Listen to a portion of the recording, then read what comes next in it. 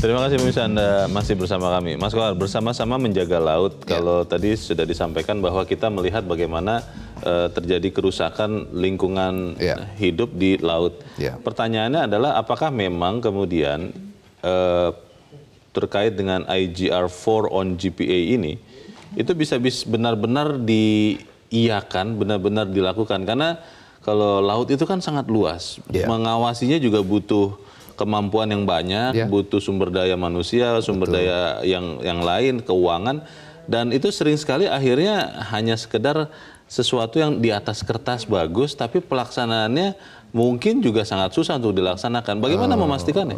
Memang tidak ada yang mustahil kan.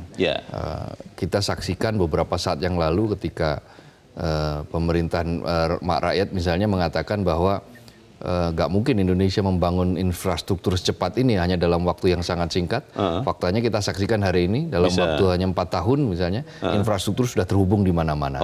Artinya tidak ada yang mustahil kalau pemerintah mau. Tetapi yang paling penting dari situ adalah mindset tentang kesadaran bahwa membersihkan laut dari sampah plastik, melindungi laut dari polusi, menghasilkan polusi di laut, itu adalah bagian dari dosa sosial yang harus kita hindari. Dosa ya? Ya, bagian dari dosa sosial yang kita, kalau kita meminjam istilahnya Gandhi, dosa sosial kan. Nah, kalau ada mindset seperti itu, maka setiap orang akan berpikir ulang untuk membuat sampah kita menjadi semakin rusak. Laut kita menjadi lingkungan laut kita menjadi semakin rusak karena sampah-sampah plastik. Indonesia kan sering kerap disebut sebagai penyumbang sampah plastik di laut terbesar di dunia, termasuk 3 besar di dunia. Nah, ini tentu bukan predikat yang baik bagi Indonesia.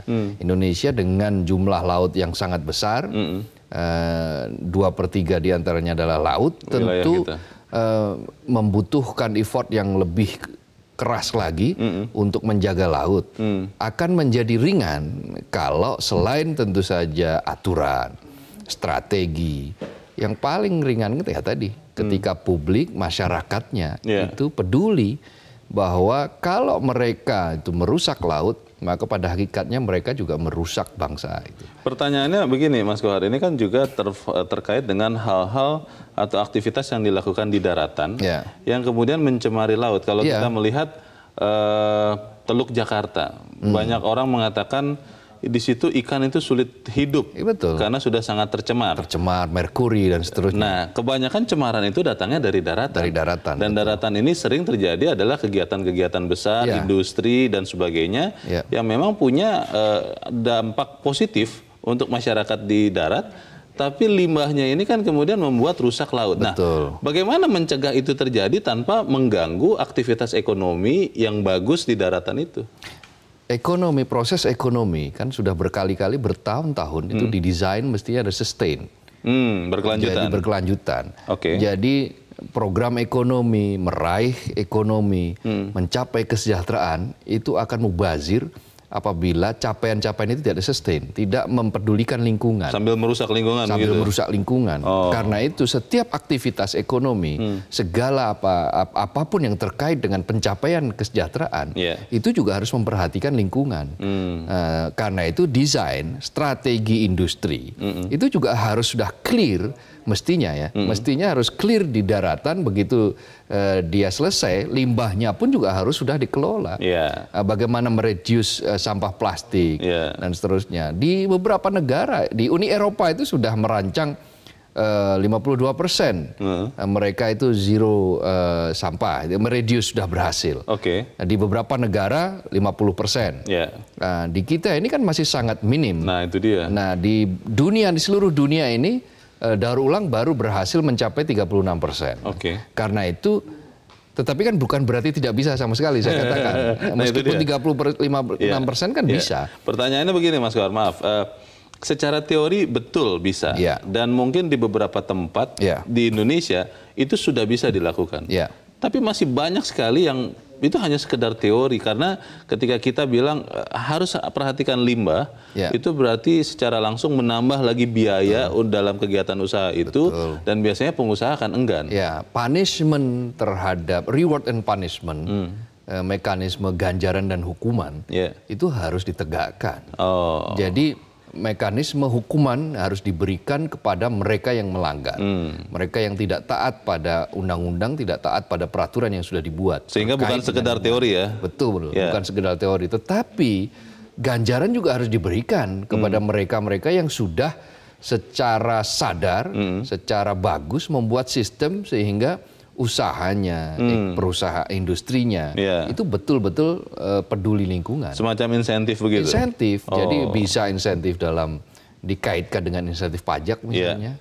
Jadi insentif dan disinsentif harus dilakukan. Jadi berbagai mekanisme, tidak semata-mata aturan, penegakan aturan, tetapi tidak ada insentif ya kabur semua orang. Betul. Tetapi kalau combine, ada kombinasi yang pas antara insentif, kemudian ada di satu sisi ada juga disinsentif, atau mekanisme hukuman, ganjaran itu dilakukan dengan cara yang baik, maka hasilnya tentu saja akan lebih baik. Masalahnya kembali lagi Mas Kohar, ini kan bersama-sama menjaga laut, kesepakatan yang baik yang sudah disepakati itu hanya menjadi berguna kalau dilaksanakan. Keterbatasan banyak hal yang membuat kita susah untuk menjaga itu, sehingga jangan-jangan nanti orang-orang yang merusak laut ini, baik sengaja ataupun tidak sengaja, mengatakan melihat kesepakatan itu ke laut aja. Nah itu jangan sampai terjadi, kita akan bahas di bagian berikut, dan pemirsa tetap bersama kami, Editorial Media Indonesia segera kembali.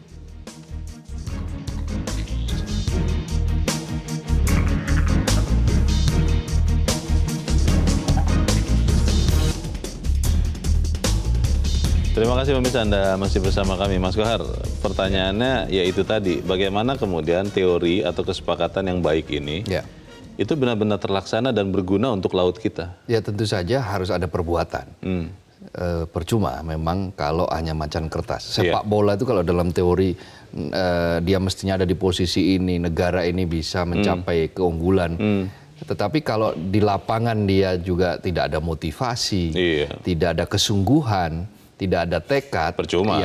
Ya kalah juga akhirnya kan gitu. Sama juga dengan penerapan penegakan aturan dan seterusnya itu, kalau tidak ada keberanian, tidak ada tekad, tidak ada energi untuk menjalankannya, tidak ada perbuatan yang nyata untuk dilakukan, ya maka 5 juta sampai 13 juta ton sampah per tahun, sampah plastik ke laut per tahun itu ya tetap akan aja tertimbun segitu. Atau jangan-jangan malah bertambah begitu ya? Betul, makanya itu juta ton ya, juta ton.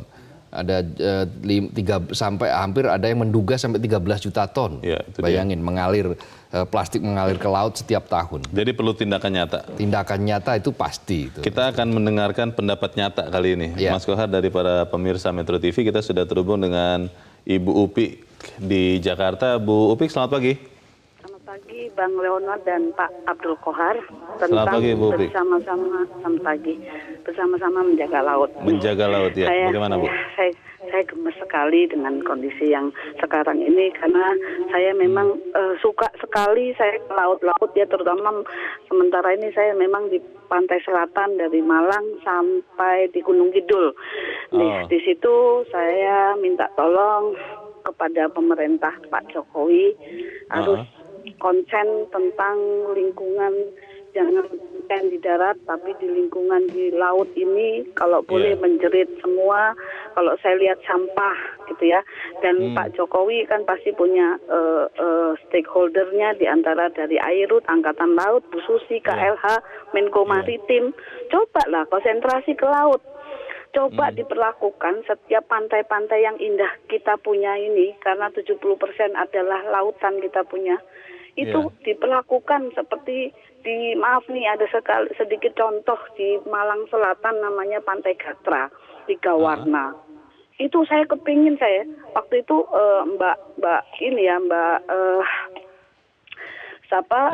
teman saya ini Mbak Paramita Rosadi itu kakaknya itu Mbak Uli Sigar itu pernah dia ke sana, dan saya sendiri sama Mbak Uli berjanji Pantai Gatra itu sebagai contoh Bapak yang menjabat ini, supaya seperti di manifest, orang mau masuk pantai itu di manifest. Jadi dia bawa apa aja,